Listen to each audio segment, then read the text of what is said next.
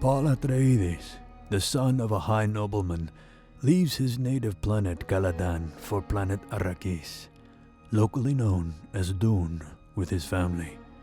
The reason for their departure is that his father, Duke Leto Atreides, has received a promotion of sorts from the Emperor Shaddam Corrino to manage the mining of one of the universe's most precious substances, the spice melange, which is only found on Arrakis, a planet uniquely perilous for life on an ecological basis.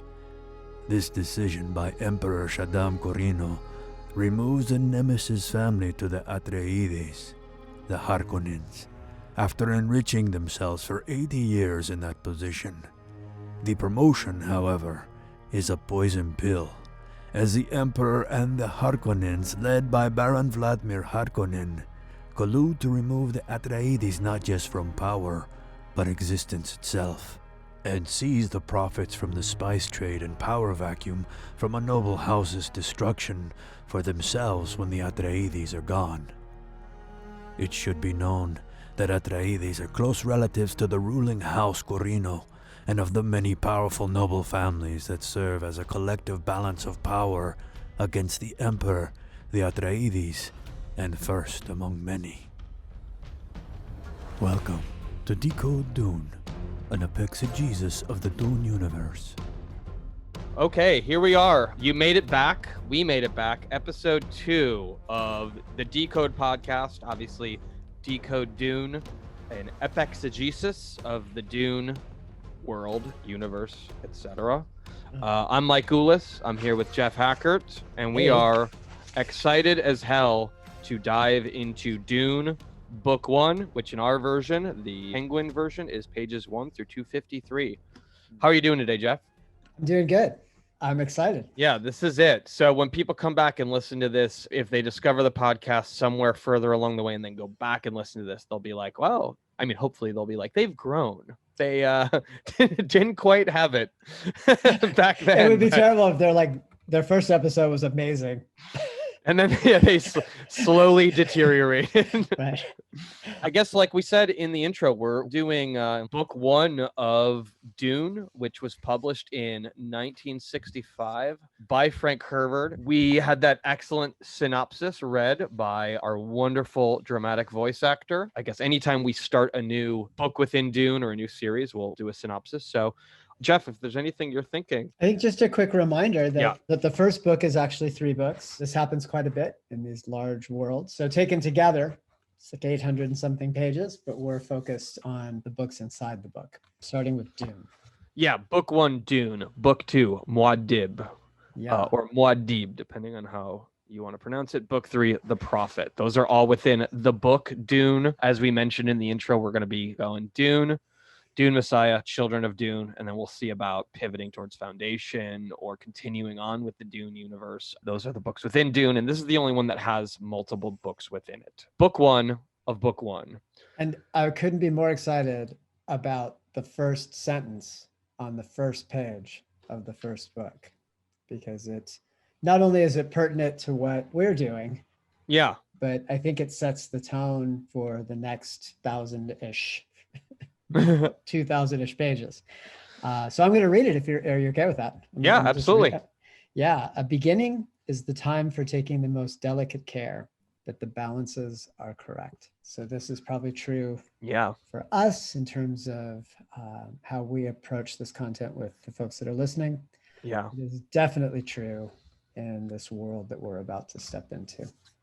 Yeah, absolutely. Obviously, you know this if you've already read the books or if you did your reading between last week's episode and today, is each chapter in all of the Dune books starts with a quote or something off page, if you will. There's a lot of histories in the universe. A lot of books are written from the perspective of characters years later, right? That line from the Manual of Muad'Dib by Princess Irulan. So this is where we talk about spoilers on. Irulan ends up being his wife.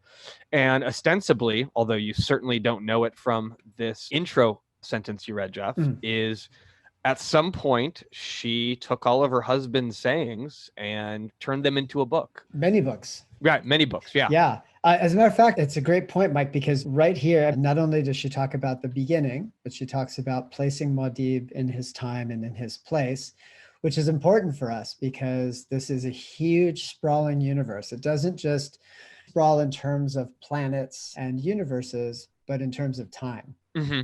Tens of thousands of years in the span of these books, right? Yeah, absolutely. And then this format, this way of introducing, already exposes us to quite a bit about what is to happen. She names the Bene Gesserit in the second sentence, as well as Muad'Dib. We don't know who this might be Right. or who they are. She introduces us to the date, the 57th year of the Padishah emperor. She also names him, Shaddam IV. Mm-hmm. And she talks about this place, the planet Arrakis. Yeah. Yeah. We don't really know much when we open this book, but after reading just this brief small chapter from her book, we've already been exposed to many of the main themes. One of the things I find interesting about Frank Herbert's writing style, one of the things that really jumps out to me right away is the Padishah Emperor. There's already the emperor is generally understood as kind of the highest ruling person in the land or in the universe or galaxy, or kind of depending on the scope of the world. But I look at that and I go, is that like a special kind of emperor? Is the Padishah Emperor something that is sort of a different thing? Is that an ethnic thing? I see the word Shah in there. I know about Persian history to know about like the Shah of Iran and kind of our history with that, and what led to the revolution was the Shah was taken out of power. The name is escaping me right now, but Khomeini came in, and it's just stuff like that. Padishah literally means master king. Right. It's from Old Persian. It has its own place, Iran, but also was used in reference to the Sultan of Turkey and others. So yeah, it says something for sure about the universe that is unmistakable. And that's what I'm trying to say, is it could have just said the emperor. Exactly. Yeah. I mean, if it just said emperor or supreme emperor, you'd be like, okay, so there's a couple emperors and this one's the top, or you just say the emperor and there's only one. It's stuff like that's kind of interesting to me. Yeah, I just love this opening. I mean, we could nerd out forever on this, and he's doing so much here to set the stage in maybe 6-7 sentences. Yeah. But he's giving us huge clues about the world in which we are stepping into. Right. One of them is the one you point out, which is that this universe that we're stepping into has this influence, this Islamic, this Persian, Middle Eastern influence for sure. Mm-hmm. Yeah. Not to be confused with Arabic, not related to Arabic. I know that's a big thing. People do not like, Turkic speaking people, Arabic speaking people, and Farsi, Persian speaking people do not like when you think that they're the same language, right, for obvious reasons. Right. So Padishah is definitely Persian. Yeah. That's the etymology there. Right.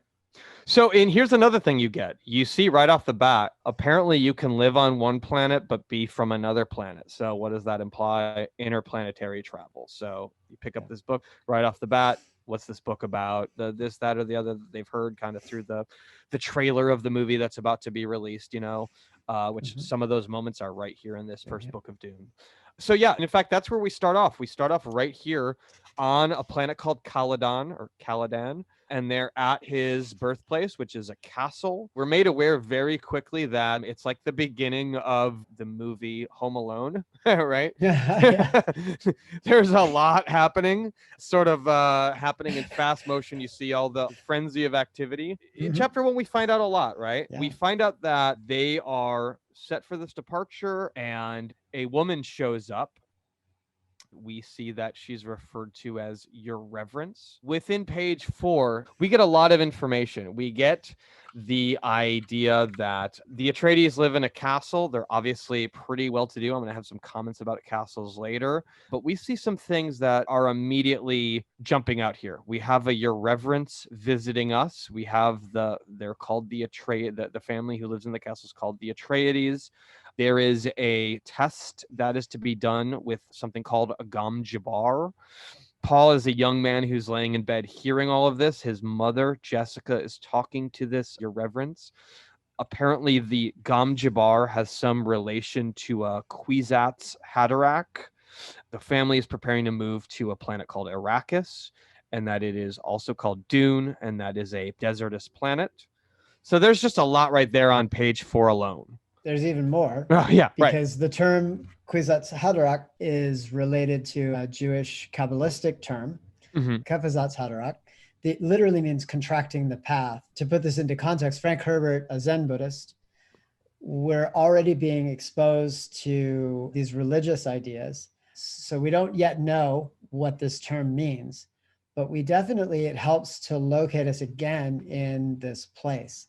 We're not sure the geography yet. We're not sure who lives there, but we have some ideas about what the culture might be. And we have some idea that poor Macaulay Culkin is more important than your normal 15-year-old boy. Right. Right. Yeah. And, you know, continuing on, we learn fun names in this book. Thufir Hawat. So his father has a master of assassins. And we get kind of a beginning of the plot for the entire first part of this book right there.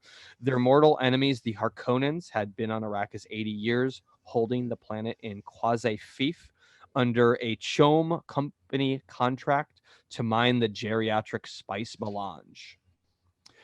Now the Harkonnens were leaving to be replaced by the House of Atreides in fief complete, an apparent victory for the Duke Leto.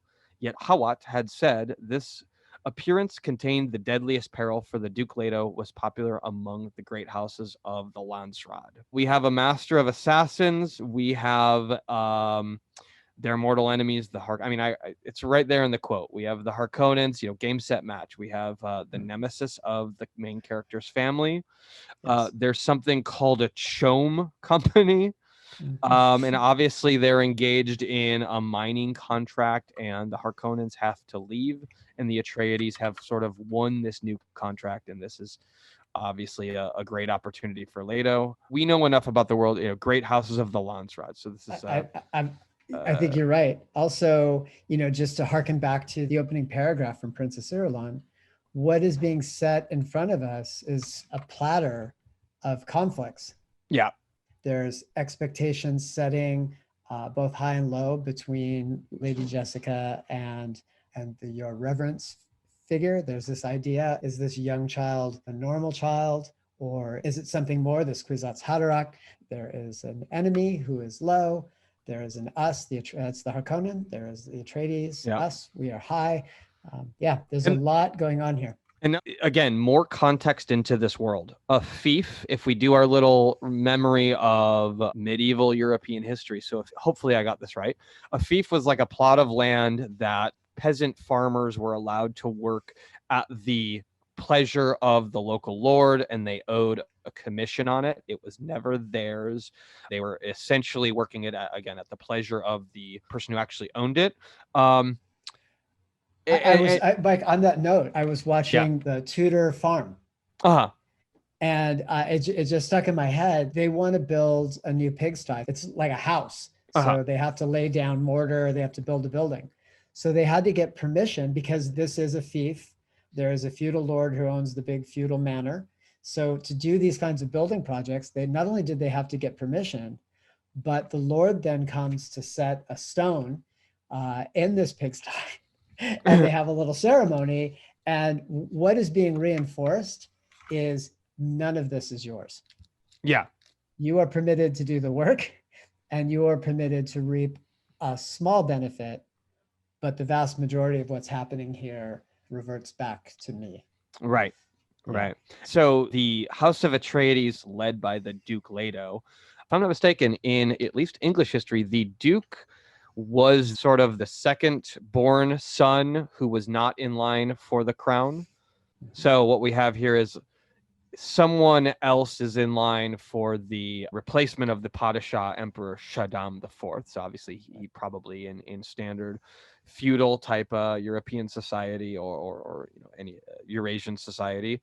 Padishah Emperor needs a son, has a son. That's going to be the next emperor. Great.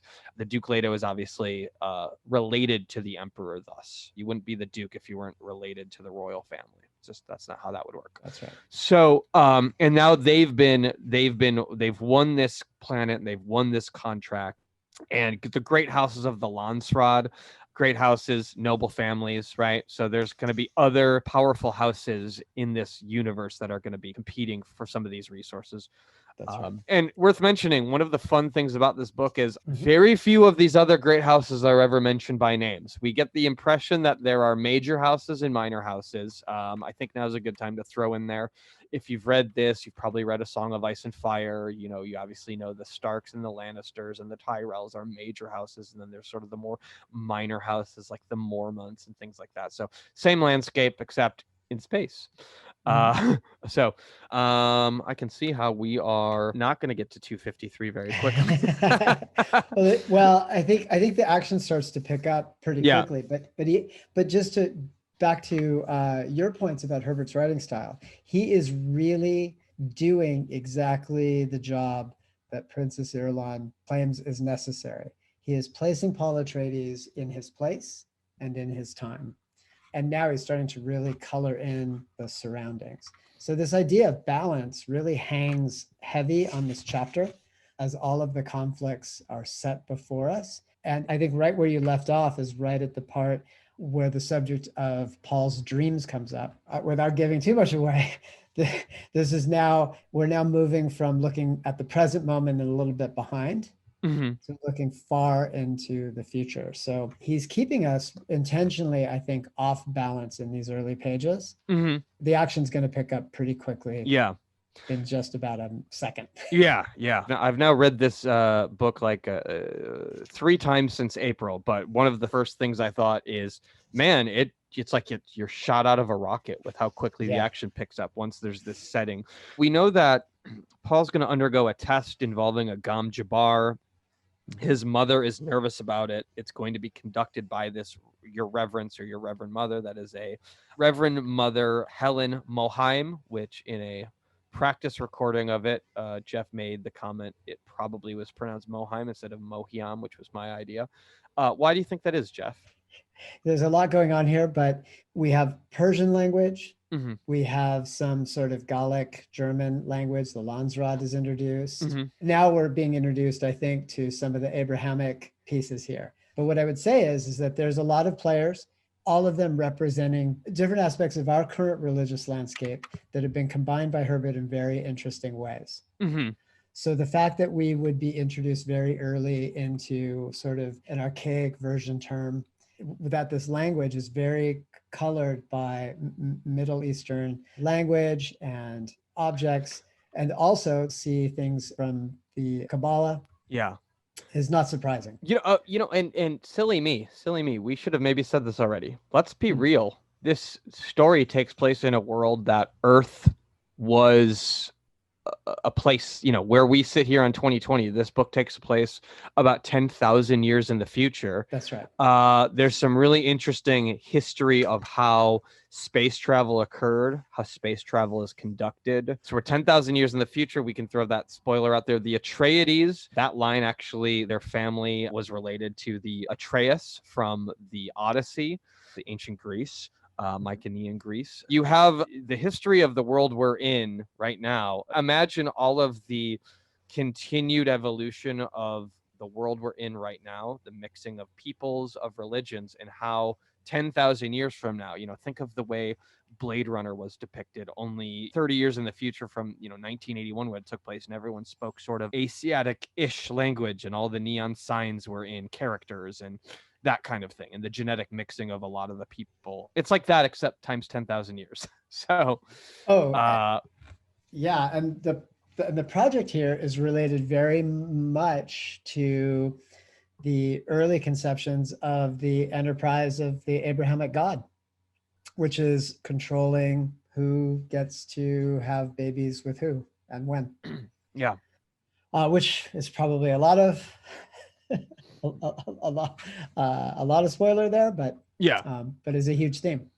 Yeah, absolutely. So Paul's going to do this Gamja Bar test. So his mother's nervous about it. Why? She's okay. Well, I don't know. Maybe she wants to make sure her son exceeds, or is it because actually the penalty of failing this test is death? Right.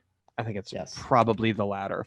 This Gamja Bar is first, again, because we already commented in our introductory episode, we're in a world right now here in late 2020 recording this where The Dune movie was supposed to be coming out this month originally. Because of the whole coronavirus thing, we're looking at late 21. It's going to be on HBO. This was just announced last week, actually. HBO Max and theaters. I don't think they're going to change that release date to back. I think it's still going to be late 21.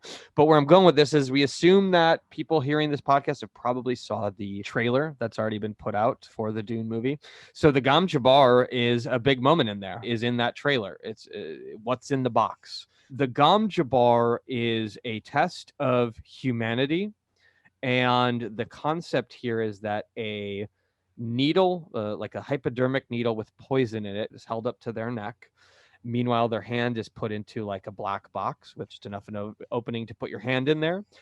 And the comment is that an animal will not be able to take the pain of the experience they're having in the box and will move, and then they will overreact essentially. And because of that, they'll be injected with the poison in the needle and they'll die.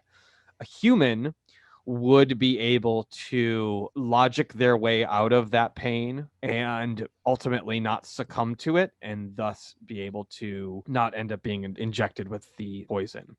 That's kind of a rough summary of it. I think there's just something definitely interesting about this. It's not made clear, even in the Dune book, what exactly it means to be human in this case. I mean, if you freak out because your hand's in the box, and by the way, so there's like a sensor that's used where you're led to believe your hand is like on fire, you experience intense pain. No real physical damage occurs to you, but you believe you're in such intense pain that you would jerk and then get injected with the needle. It's just strange to me. It's not really defined what about that makes you a human. It said later in the book, I wouldn't be thinking of the Harkonnens as people. Yes. So I have a lot of thoughts about this. This is one of those balancing acts that's being played here. Mm-hmm. So the idea that all Homo sapiens sapiens are not human is to say that people who in this time, in this place, in this world, in this universe, people who are not able to master their senses, their physical, their modes of thinking in some way are something less than human, or specifically they refer to them as animals. Yeah. So that means that like in our base state, we are driven, and this is a direct quote from the book, one does not obtain food safety freedom by instinct alone. An animal is thought to act primarily on biological instinct. Mm-hmm. We know now that that's less true, but at the time of this writing, that was definitely the world that Herbert lived in and the way that we think. That's the animal part of humans, is that base instinct. Sure. What human refers to here, and this is why the test that he's put through. So the Gamja Bar is the needle at the neck, right? Right. The box is pain through nerve induction. Yes. So what's happening here is that if Paul operates on base instinct and withdraws his hand from the pain, right, he's killed as an animal. Right. If he's able to, in a way that demonstrates control over his base self, he is considered human. Just to put this in real context, while we have this great, big, amazing brain, this neocortex that we've developed that allows us to do a podcast and read books and do all sorts of other things, our day-to-day is often governed by the limbic system, which is a much smaller, much older part of the brain. And this determines basic things like fight, flight, and faint. Yeah. And that's what the test is here. Can this 15-year-old boy overcome his desire for self-preservation? There's an interesting line right here. So the Reverend Mohayim said, "You've heard of animals chewing off a leg to escape a trap? Exactly. There's an animal kind of trick. A human would remain in the trap, endure the pain, feigning death that he might kill the trapper and remove a threat to his kind." And this is right when the pain kind of starts for Paul, who's being put through this test.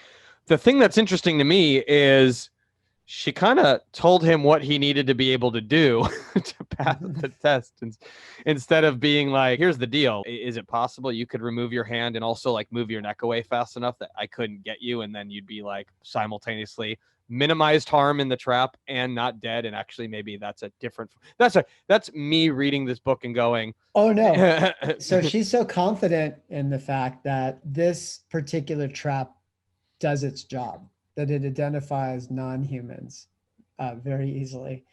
It's a little bit James Bond villain, right? She's giving the whole thing away, confident that because she pressed a button 15 minutes ago, everything's going to work out in her favor. Right. lo and behold, things work Yeah. out differently. Right. But I think you're right. She's just full on giving it up. Yeah, if you can endure this for a couple minutes, just don't give up and you'll pass the test. Okay, thank you.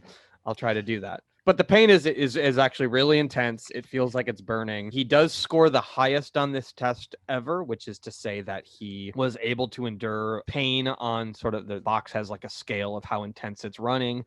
We assume it's running on something like a 10 out of 10, and he's getting through it. It doesn't say that directly, but it implies that they turned it all the way up, and most people give up by then. He had not. Clearly, we have a sense that this is, in fact, a special young man. I had this note in my copy of the book just before the test begins. I put this here as a reminder for this whole section. So it's a passage from Rumi, which I'll be introducing all the Sufi ideas for the duration. And the quote is, "Be melting snow, wash yourself of yourself." Mm-hmm. And I think about this because not only is this a test that's being delivered to Paul, but Paul is 15. Regardless of what context, it's no surprise that one of the conflicts that's being presented is this kid who's on the cusp of transitioning from boyhood to manhood. Absolutely. There's a ton of change here. Everything that he is, precocious, capable, intelligent, all of this is subject also to his current developmental state. And so I think he did a very good job of really showing his first real big step toward adulthood.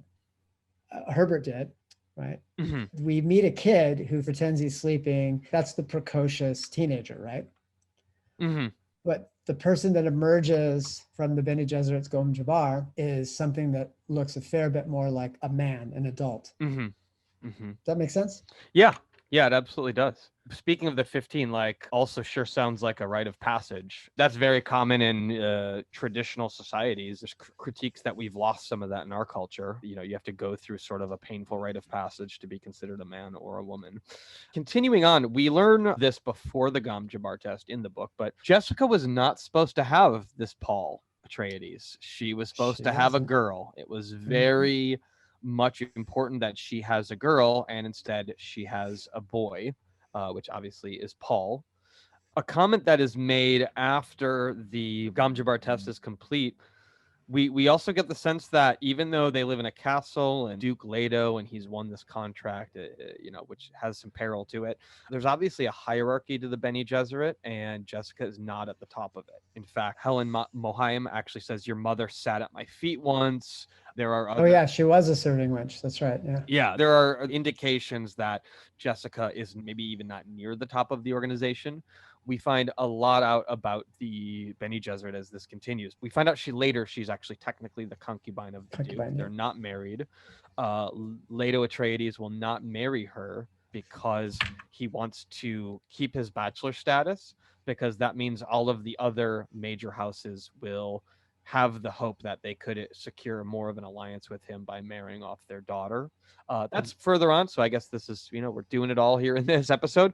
Yeah. So again, Paul passes the test. We find out more about that. We learn more about the hierarchy. I think it's also interesting they mention how prevalent poisoning. Again, this is just scene setting for this world. One of the things you notice is how frequently it's commented like, people are prepared for violence, or there was a threat of violence everywhere. Frank Herbert is really creating a sort of a space feudal environment for us. Yes. People are being poisoned constantly. They need to know and understand the context in which they can be poisoned. That's also mentioned here in this chapter. So, Jeff, any comments about it?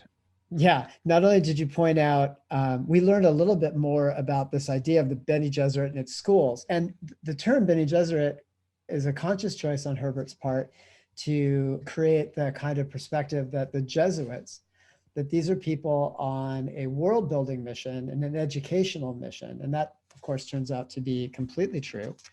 One of the last balancing acts here is that we come to understand that the Kwisatz Haderach would survive a particular test, a test that women so far have not been able to endure. Oh, right. There's probably a great feminist critique to this whole thing, which I would be happy to get into and likely support. But I think in terms of just the tensions that are being built, the balances that are being played out here, should he prove to be this Kwisatz Haderach, there's more to come. It's unclear yet whether he can survive. And when she talks about the how, I think that's the famous line, right? Many have tried the drug. Yeah. This is at the end of chapter 1. We find out that there is a place that women cannot go within themselves. Yes. They can't bear to see the thing that only the male Kwisatz Haderach would possibly be able to do, making him a male Bene Gesserit. No one else has done this. Many have tried and died. A couple other things we missed out on. The litany against fear came up. Paul said it to himself right as the Gamja Bar test was starting. Yeah. What's funny is the Gamja Bar test does not happen again on screen. It is referenced in Yes. the idea that a bunch of people have gone through it. Actually, let me ask you. Yeah. Did I misread the idea that every Bene Gesserit has to go through that as well? I don't think it's every. Okay, because this is not a Kwisatz Haderach test. This, to me, seems more like a membership test. Well, the Gamja Bar itself can have any kind of poison. Right. The needle carrying the poison, that is very common. And it shows up in other places. Yeah. Many people have undergone it. Yeah. Right.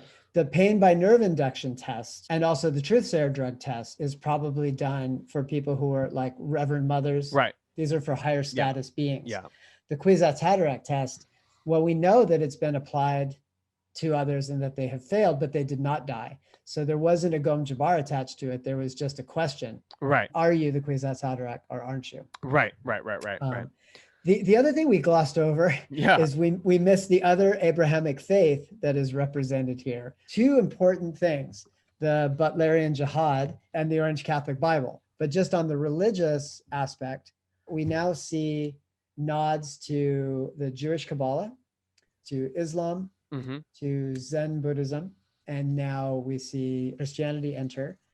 And then in this question of humanness, we have a reference back to the Butlerian Jihad. It's okay to spoil here, which is in reference to the overthrow of AI in this universe. Humanness is prized in this universe above all because there was a time in this universe when it wasn't, and the consequences to humanity were dire. Yeah. Is that fair? Is that a fair encapsulation of that? Yeah, I think so. Yeah, we get a reference to it. My reading of the Butlerian Jihad is it kind of removed a lot of what here in 2020 would be considered digital technologies and renders the universe as analog as possible. There are some planets that are making digital goods that are contraband, samizdat, if you will. Yeah. The Butlerian Jihad removed a lot of the ability. And that's why this book has so many interesting, not a super digital world where people have computers in their hands like we have our smartphones and stuff like that. So, that's right. Yeah. There is technology at work, Yeah. For instance, mechanization. Yeah. But you're absolutely right. The sort of digital side, mostly forbidden. Yeah. Another thing, we kind of got off track a little bit, but on this idea of a Kwisatz Haderach, if it's okay to jump back to this really quick. Yeah, I think so. Not only have we now been exposed to these religious ideas, but now Herbert is introducing some Jungian concepts, and these are also going to play a huge role. So this was probably the coolest psychology you could be interested in 1965. It's the hippie version. So it's not surprising that this is where it goes, but also it's still popular to this day, like the monomyth, and there are other components that we draw from Jungian psychology, types, introversion, extroversion, whether they have real utility in actual psychological practice or not. These concepts are still around. We're deeply attenuated to them, whether they're real or actually universal or not. They tend to show up in our culture, at least, considerably. So anyway, we've got a little bit of archetypes of the collective unconsciousness happening here. Yeah. And it goes without saying, if you're aware, Star Wars has been pretty heavily criticized for ripping off a lot of Dune. A lot of the themes, a lot of the things that were found in common. I don't want to do too much of a spoiler, but you're going to see things that are very Star Wars-esque as they come up in this book. Where I was going with this is George Lucas directly commented, George Lucas pretty much took the hero's journey from Joseph Campbell's Hero of a Thousand Faces and said, how do I make a story out of that? Now, what's interesting is Joseph Campbell's Hero with a Thousand Faces was heavily influenced by Campbell's reading of Jung. So you go Jung to Joseph Campbell to George Lucas. Frank Herbert kind of maybe did more of a direct mainline approach, if you want to call it that. Anyway, So that's chapter 1. I love it. Look, I honestly, I think this is the nature of the Dune universe. Yeah. There are many, many ideas and many, many directions. I think to your comment, if people either love this or it'll drive them bonkers. We're Right. hoping that the people that are listening now are people that love this detail. Right. Well, and this is the reason why we wanted to do this podcast, is also to be able to kind of talk about it in a way that we can pull these different strings. We didn't talk about what's so valuable about the spice melange. I think we're smart to not talk about that until they reveal it in the book a couple chapters from now. Yeah. So that'll be that. But anyway, yeah, this is tempting to give everything at once. And then Frank Herbert does a lot of that, and then he gives you more of it later. You can find us at www.patreon.com/decode podcast. You can find a lot of supplemental info there, show notes. We have different sponsorship tiers. We're going to have a lot of interesting things coming up, like Q&As, etc. So that's the hub. Find us at Patreon/decode podcast. In this podcast series, Decode, we are going to be going deep into a number of the different space opera trilogies and series out there. And we're going to jump right there next week. See you then.